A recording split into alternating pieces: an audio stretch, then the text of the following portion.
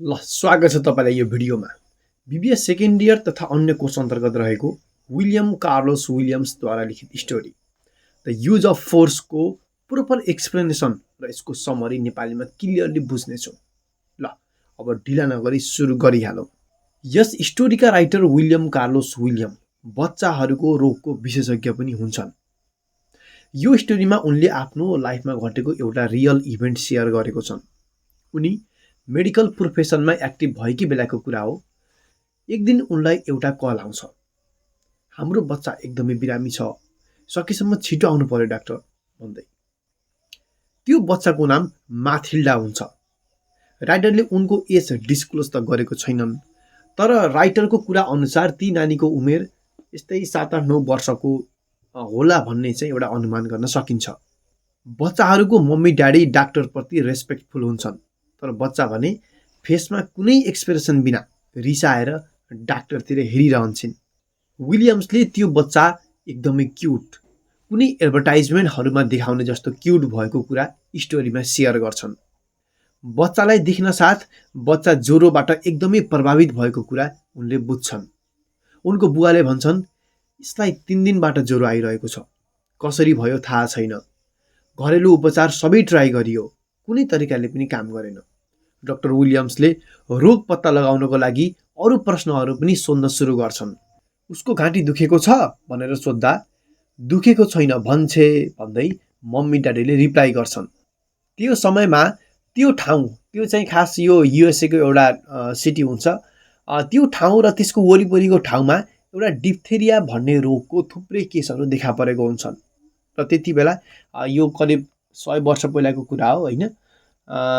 त्यति बेला रोगहरूको अझै त्यति राम्रोसँग उपचार पत्ता लागेको थिएन। त्यही भएर अलि के हुन्थे, त्यो रोगहरू कुनै लाग्यो भने अलिक खतरनाक पनि हुन्थे। डाक्टरलाई डिप्थेरिया नै हो कि भन्ने शङ्का लागेर सबैभन्दा पहिले घाँटी हेर्न पर्यो भन्छन्। डाक्टर विलियम्स सुरुवातमा त एकदमै प्रोफेसनल वेमा सिचुएसन ह्यान्डल गर्छन्। त्यो बच्चालाई, नानी तिम्रो घाँटी चेक गर्न पर्यो, गर त भनेर पोलाइट वेमा रिक्वेस्ट गर्छन्। हेर त मेरो हात खाली छ, जस्ट चेक मात्र गर्ने हो, मलाई चेक गर्न देऊ ल। तर बच्चा भने न त कुनै शब्द बोलेको छ, न त कुनै एक्सप्रेसन दिएको छ। त्यही बेलामा उसको मम्मीले, हेर त कति असल डाक्टर हुनुहुन्छ, तिमीलाई केही गर्नुहुन्न, चेक गर्न देऊ भन्छन्। यति बेला डाक्टरलाई मनमा रिस उठ्छ र सोच्छन्, डाक्टरले केही गर्नुहुन्न भनेर नभनेको भए बरु मैले फोर्स लगाएर भए पनि चेक गर्थे होला।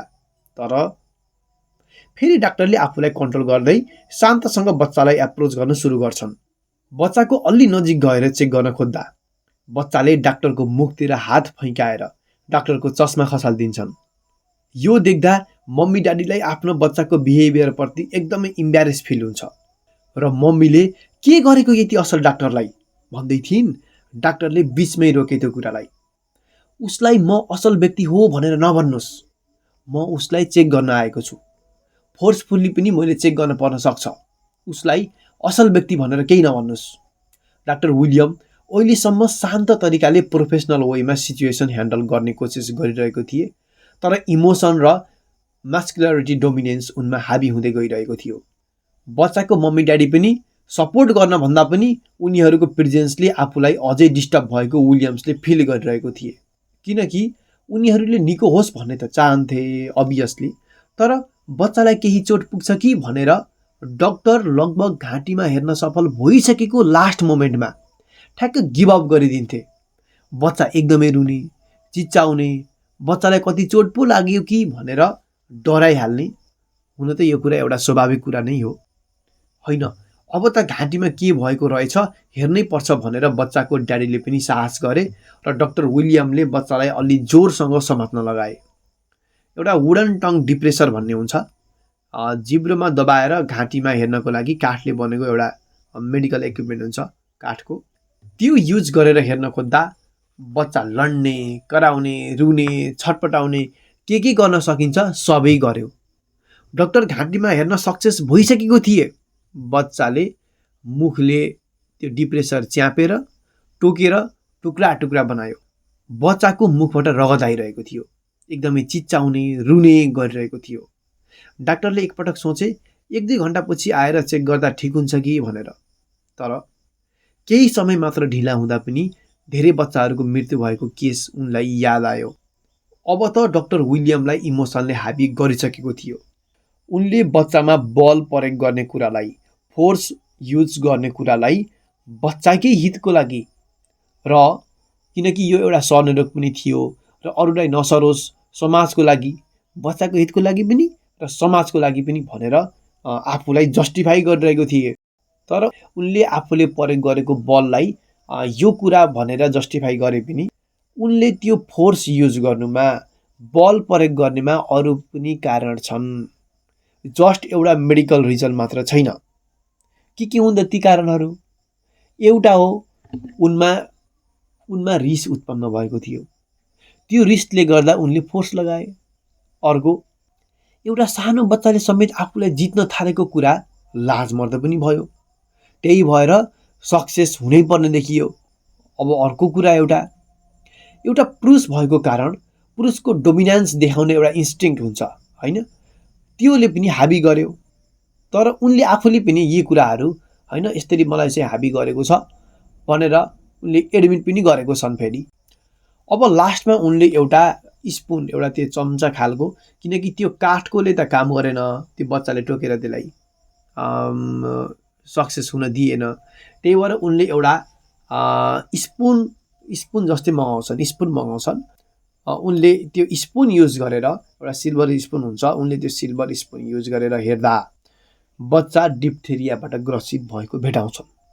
यो रहेको छ स्टोरी। स्टोरी त हामीले बुझियो, तर स्टोरीले के देखाउन खोजेको छ त्यो हामीले अब बुझौँ। यो स्टोरीको थिमको कुरा गर्दा अब यसमा मुख्य कुरा भनेको whether use of force for benevolent purpose is justifiable or not. अरूको राम्रोको लागि बल प्रयोग गर्ने कुरा जस्टिफाएबल छ कि छैन। डाक्टर विलियमले बच्चाको घाँटी चेक गर्नको लागि जुन फोर्सको युज गरेको छन्, जुन बलको प्रयोग गरेको छन्, के त्यो जस्टिफाएबल छ वा छैन।